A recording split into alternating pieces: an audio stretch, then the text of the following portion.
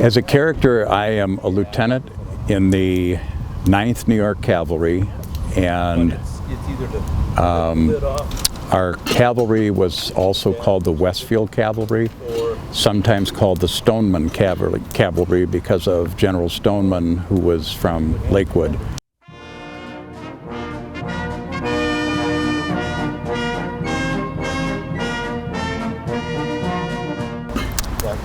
I've been reenacting about 10 or 15 years. Our group went to the 150th Gettysburg. In fact, the Union had 120 cannons and the Confederates had about 100. And that, we believe, brought on a storm on that Sunday afternoon. It was a recreation of Pickett's Charge. We all laid down in front of the cannons, and a fellow came around and told us to be sure to open our mouths to relieve pressure.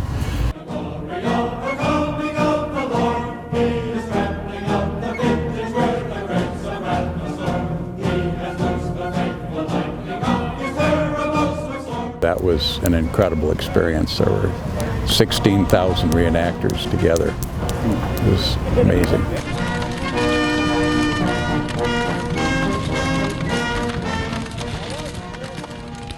And the cannons, we had to be far enough so that the foil that they wrapped the powder in didn't hit us. But I'd never been through that, and it was incredible. The ground just shook. And we believe that brought on an incredible rainstorm that afternoon. And actually, in July, I think July 4th in 1863, there was also a very big storm.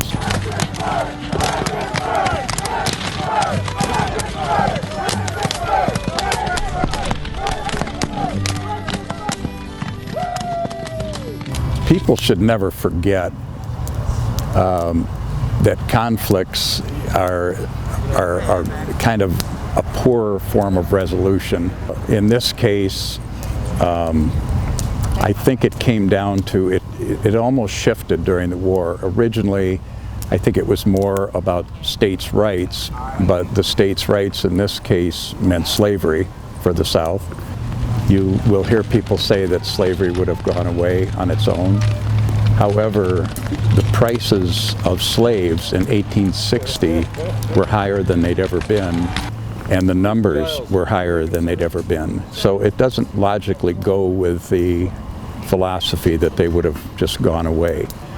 Certainly there were individuals who freed slaves, that had slaves and freed them, but that's what it kind of turned into. And in 1863, when Lincoln did the Emancipation Proclamation, then that also changed the tenure of the war, because it created, I believe it was 175,000 black soldiers.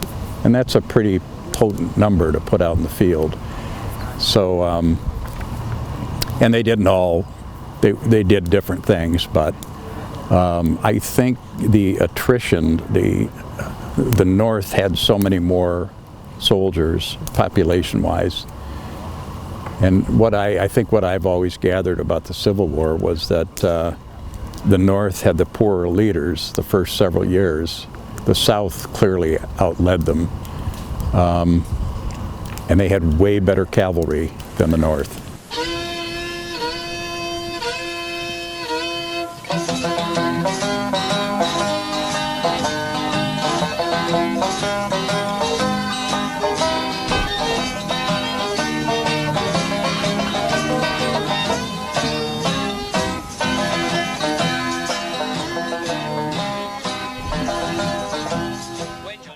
But then the North kind of slugged it out, and eventually the cavalry picked up, and they had cavalry battles where the North held its own and then eventually became victorious.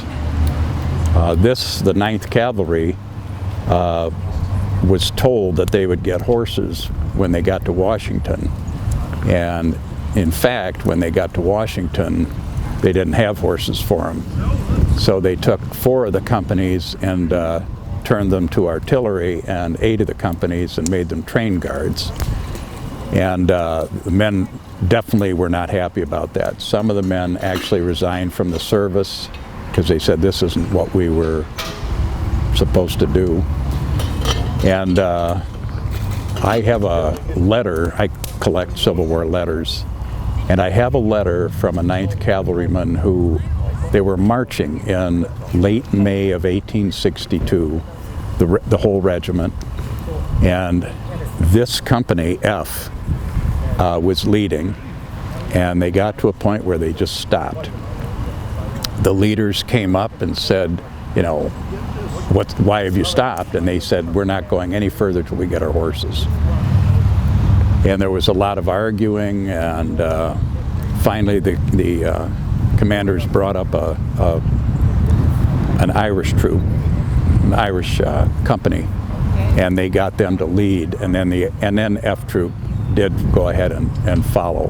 However, it started a major issue. McClellan called the 9th Cavalry cowards, and that did not go over well. A number of generals in artillery who had watched the guys fight. There was one group of 9th Cavalry that literally saved a whole battery of cannons when their own guys took off. And that general said, these are some of the bravest soldiers I've ever seen.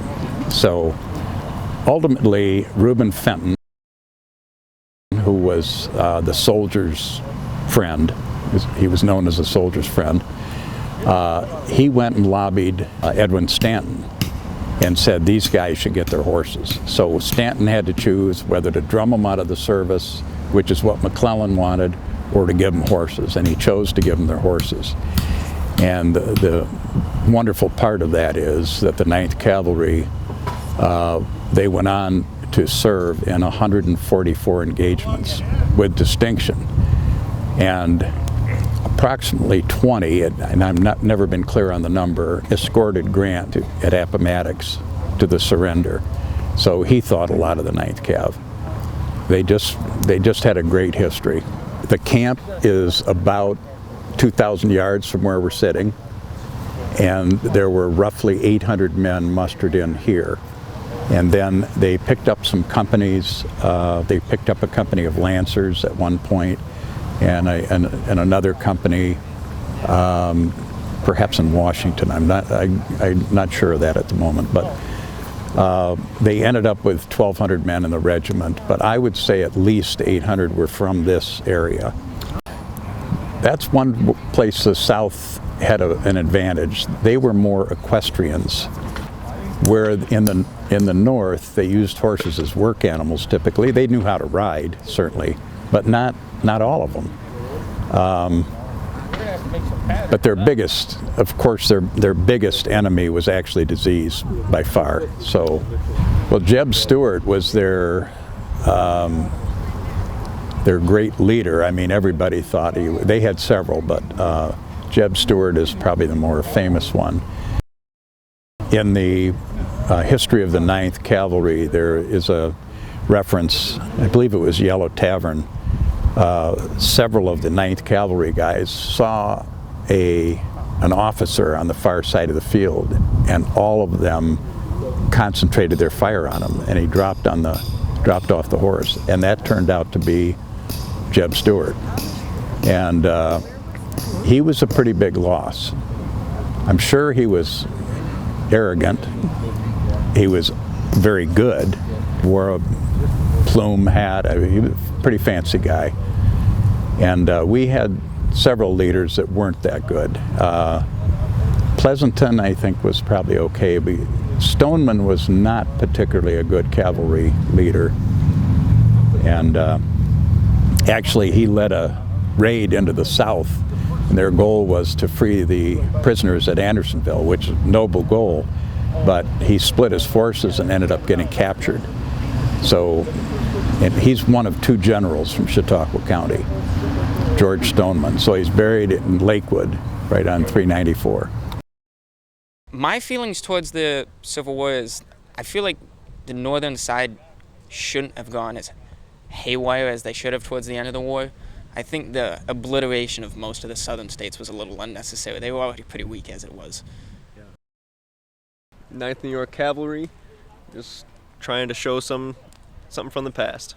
Well, it's kind of like a family hobby. It's my father. He got into this real early on, and I just grew up in it.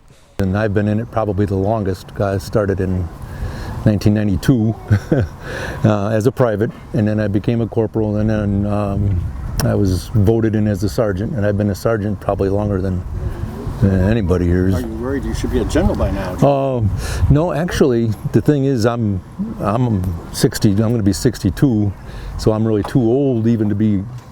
Usually, like my son Alex's age, and he's 22. He would be our lieutenant. Oh. That's he would be a college student or college educated, and a lot of the officers were younger even than what our lieutenant is now, of Dave Brown, when he's a really good lieutenant. It's just that that's how our reenacting regiment goes. I'm a private. I've been involved for 22 years. I'm a private because no one's voted me any rank. That's how it happens, yep. Maybe, if we get more bodies, but as of right now, I'm happy to be a private. A lot less responsibility. I do have to have a saber and a sidearm. That's just basic cavalry kit and caboodle. But I don't have to decide on where to go and how to do things. Everyone tells me what to do, and I just do it. From unit tactics to generals and just to politics of the time. A rule of thumb would be like one corporal for four privates, and then 2 corporals for 6 to 10 privates, a sergeant for up to 16 privates, and then a lieutenant for about 20 or more personnel. And then you go from there on up even more for a captain and whatever. Plus, you still get voted in as for our officers and for your military rank and our organization. Because I believe I was a president for a while, but now Jason DeJoe is our president. I think Dave is our treasurer, and it just, I guess it just works out. Whoever, if you're not at the meeting, you could get voted in as a president. Are they largely from the South? Oh no. They're from Western New York also. We've got the 4th South Carolina we reenact with. We've reenacted with them for years here. And now we have a New York State gun law that they're worried about in public parks. Even though we shoot authentic reproductions of antique weapons, we don't shoot anything live, it's just powder. I think that's just a loophole, and they're worried about it. So it's too bad. Yeah, there was a gun law passed that kind of, upset the reenactment community. I wasn't able to read the law yet because I'm at college. Wasn't able to open the website yet. So I haven't been able to read the full thing. I've just seen snippets of it.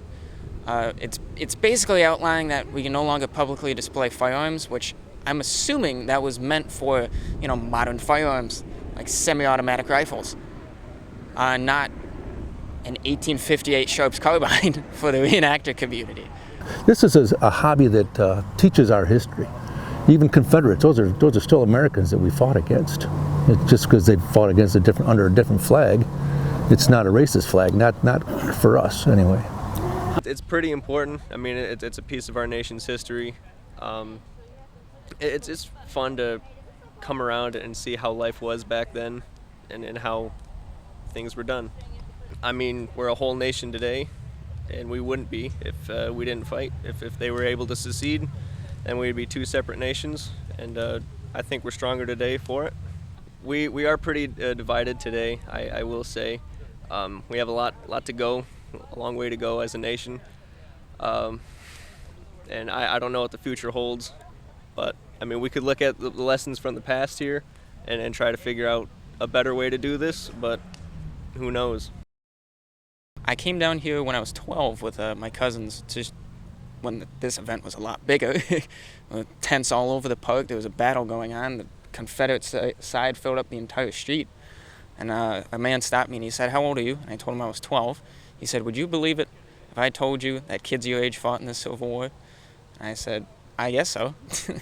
He goes, Well, I'll tell you what, if you're interested in doing this with us, reenacting, we'll get you something to wear, we'll get you somewhere to sleep, get you something to eat, and you can do this next year. This year's a little too late. So the next year I came back, and I found out the man had passed away. My Aunt Sue, Susan Jenkins, told me that she did a workout with David Brown's wife, so I got his contact information, and here I am. For the first 2 or 3 years, a lot of my stuff was borrowed, except the boots. I've been swapping in between boots just to find the right ones. But everything that I'm wearing today, a majority of it is mine. From the trousers, the vest, the shirt, sack coat, the revolver, gloves, cap box, cartridge box, saber belt. My sword is over there. I've invested quite a bit into this. Mine is supposed to be silver rather than brass. Did you ever have a horse? We are more dismounted in the Westfield Cavalry. Okay. This is an 1858 Colt Navy revolver. A lot of the younger kids will just point to something and I will explain to them what it is, how it was used. If they have a question about my uniform, I'll answer it to the best of my ability. If they have an answer about their battle, like some of the 8th grade kids at Westfield, for 8th grade tour in October, they go to Gettysburg. So a lot of them have questions either before or after this event. This year's event was a little late. I don't doubt that there was mixed feeling, but at the beginning of the war, I think most men were convinced they were fighting to save the Union. And that was a cause they could fight for. Had they started out by saying this was a fight for slavery, that might not have gotten the same interest, though I think as they went into the South and saw the conditions, that probably changed.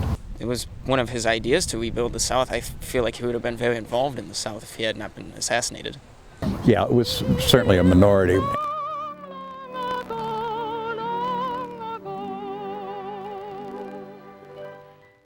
There are many letters which refer to that by the Confederates that, they didn't have slaves, it wasn't their war, and they had a very high rate of desertion, even though there was a high rate of desertion in the Union as well.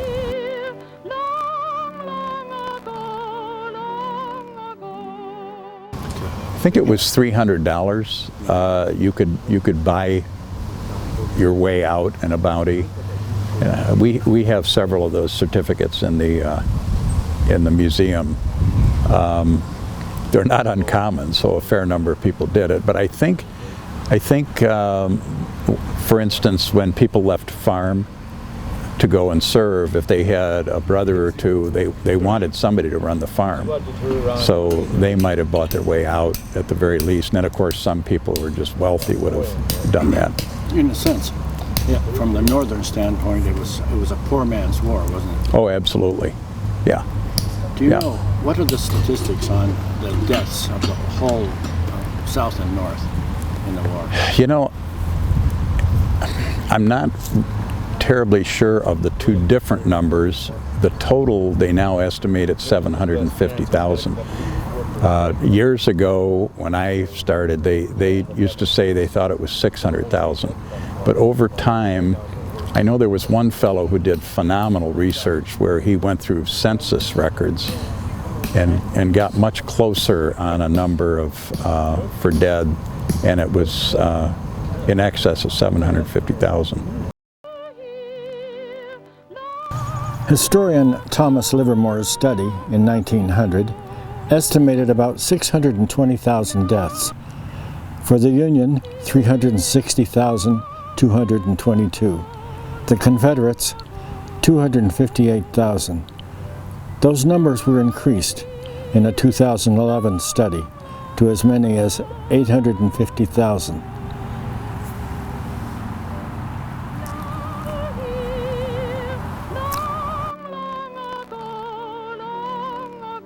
And over 1 million horses, I might add.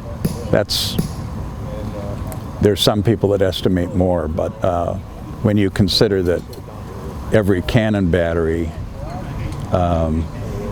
had multiple horses, 6 to draw the cannon, maybe 4 or 6, and they'd have at least 4 to pull the case on, and then just altogether, there's 6 cannons in a battery in the north. In the south, it was, I think, 4. But in the Union batteries, the Confederates would shoot the horses, because then they can't get away. And they would shoot the cannoneers, of course. They were big targets. Yeah, yeah. So that's why the artillery would try to gather infantry around them to protect them. And every so often, cavalry would be assigned to protect them, and they would charge to, clear an area, and then they would fire. But you were saying earlier that it's hard to get people and not reenactors to play Confederates. How do you? No, it's not so much difficult in general. We always had a strong group here, and to be very honest with you, most of our Confederates also reenacted Union at times. I mean, reenacting is living history, and therefore you're not necessarily just tied to the North or the South. In fact, many years ago, we had a Lincoln impersonator in Westfield who was excellent. We have one this weekend, by the way. And we had a fellow who reenacted Jefferson Davis. And they had a mock debate in that church behind you. And the reason it was so intriguing was that each fellow had played the other part in their lives. So Lincoln had been Jefferson, Jefferson had been Lincoln. And so they knew what to ask to really shake the other guy up, if you want. But it was one of the best debates I've ever heard. It was great. He had certain generals that he favored to a very devastating fault. Toward the end of the war, he pulled Johnson out, and he put in Hood, I believe it was, who was suffering from amputations and probably on laudanum, and very aggressive general. And he lost a tremendous number of men. He would make charges that didn't make sense. And but Jefferson favored him. He favored certain other guys, and that was a fault. Have you read the book, The Clerk's Diary? Jefferson Davis was pretty much sick all through the war, wasn't he? Sick, you said? He would disappear. He had some sort of ailment. Yeah, he was an interesting guy. Of the Civil War from the standpoint of a clerk to Davis and Judah Benjamin. And do you know that book? I have not, It was no. written during the war. He's a clerk sitting in the office, and he's just watching the stuff. Huh. And, for example, he thought that Judah Benjamin, who was the Secretary of State, ultimately the Secretary of War before that, would do the same thing. He would undermine his best generals and favor ones that purely were incompetent, comparatively. And he didn't advance Lee at all. I mean, he held with that. Lee seemed to have been the best general in the South. Would you agree with that? To a point. I did read a book that did an analysis of Grant versus Lee, going battle by battle and number of losses and what they did after the battle. And it was interesting. Grant was always known as the butcher, and this book lays out the case that really wasn't true. He made mistakes, such as Cold Harbor, which he clearly, I think he knew was a mistake, and in his memoirs he talked about, he apologized for that, basically. Lee was loved by his guys, absolutely, there's no question of that. There's times when he tried to ride into battle and they would grab his horse and pull him back. So he was great in that way, but he didn't do well at Gettysburg for a start. He made some mistakes there. I've often heard the rumor that people thought he might have had a mild heart attack on the way into Gettysburg. I really never heard more about that, but It's not ironic, but it's understandable that the bulk of the top generals were West Pointers. Yeah. Lee and Grant and many of the Southerners as well as the North. One of the criticisms I read is that the South followed the traditional method of battle. Napoleonic. Yeah, as opposed to the guerrilla tactics that might have led to more success. What do you think about that? I think that's pretty clear. Guys, when they would form a line, Pickett's Charge is a perfect example. There's accounts of them being in these tremendous lines and marching up into overwhelming fire. And as they would fall, another guy would take their place. You know, they didn't like weave and duck and which they didn't learn much from the American Revolution. No, that's very true. No, clearly that was not a great method for war. And when I know you know that they had hot air balloons, and it's very interesting that some of the generals would not use them. Even though when they went up they could talk about troop movements, these guys just didn't believe it, didn't want any part of it. Lincoln did, and Lincoln actually, we were talking about that last night, he would have been big in social media because he set up a telegraph to go up to the hot air balloons because he wanted right to the minute reports. Really, they had wires up to these balloons. Yeah. So there was a fellow named Thaddeus Lowe. They called him Professor Lowe, who had the hot air balloons. And the South had hot air balloons, but they didn't do much with them.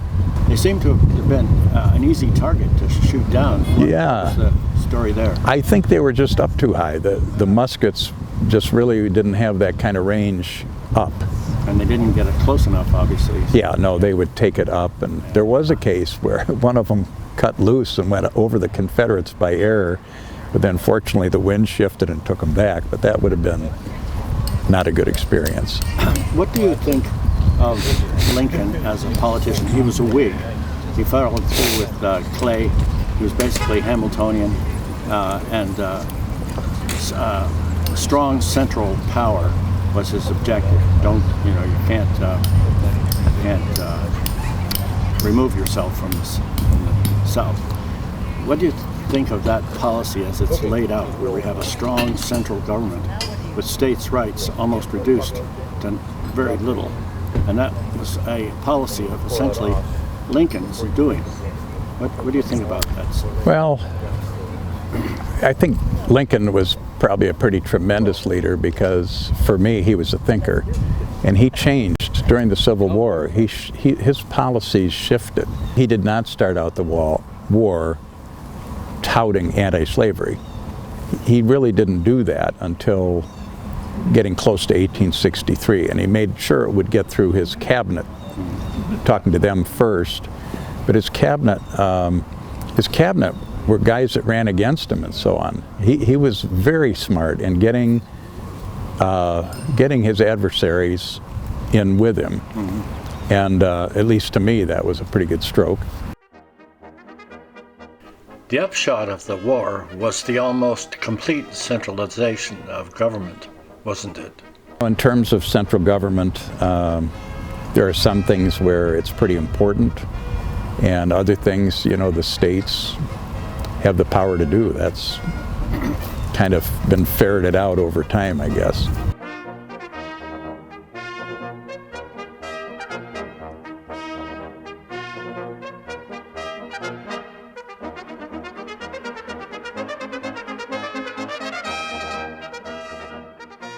I think it was about slavery, but of course the Confederates are going to say it's about states' rights, but it's had a lot to do with slavery. Our Constitution says every man is supposed to be created equal, yet the people that wrote the Constitution owned slaves. And some of them released them and set them free afterwards, but it was an institution in our country from the very beginning. I'm not sure why they wanted to fight against it. I mean, you're talking 4 years of bloodshed of brother against brother. Nearly a million. I mean, 780,000 Yes. men died, plus all those horses. There's not one family was not affected by that anywhere. Have you looked into the phenomenon of the Whig Party, which was Hamilton and Clay and many others, and Webster, and then Lincoln, who wanted a strong central government, and that was a primary tenet, strong central government. States have no ability to secede. That was their thinking. How much of that determination to maintain a strong central government which would allow industrial policy to go forward and no objections from states, how important is that? I'm not really much into, I didn't know much about all that kind of stuff anyway, but so I couldn't really give you a really good answer. We want to be able to bring history alive a little bit, I guess. For me, it was always like opening up a history book and walking inside just for a split second. So if we can teach them at least a little bit about their local history, maybe a little, expand and go home and ask their parents or their grandparents if they had any ancestors in the Civil War, and do some research. A little bit of family research is all you got to do to find out, And it's just it's a fun family hobby. But that's mostly what we all started out doing. Jason's family's all got into it. My family, my wife's cousins and stuff have all got into it. Dave Brown's grandsons have gotten into it with us, and then when you start talking with the Confederate reenactors, and they've done research on their regiments, and it's fun to learn history, I guess. I don't know. Central government, it's an argument that's not going to go away, and I think it's a balance. The wars that took place, and probably all the way back in history, it seems like it is always older people who think it's important to fight, and they don't put their own kids in the battle often, so that makes a big difference. But I wonder how the Second World War, if there was a way around it, for instance. I don't know that there was. Speaking of that, no other country fought a war over eliminating slavery. It was eliminated in about 1843 by the British. It was eliminated throughout Europe. Of course, the Arab countries have maintained it up even to now, but no other Western country fought a war over slavery. You said initially that it ultimately became that, but my question is, was it really necessary? Couldn't if they had done another thing, if they hadn't determined that strong central government was the primary concern? I've come to believe it would not have. I don't think it would have gone away without the war. I could be wrong, but what I mentioned to you before about the fact that slaves were actually worth more money in 1860, it was an economic thing, of course. And the numbers were greater and they were worth more, so that doesn't sound like something that's going to just die out. And how many years would it have taken? I don't know. It's possible, like when the cotton gin, with the invention of that, different things like that, maybe that would have made the need for slaves less over time. That's possible. I just don't see that it would have gone away without an overt action. I could be wrong. With the inventions of machinery, right, all that kind of stuff, was going to do away with slavery anyway. But it was just too slow a process. It would have taken a lot longer time.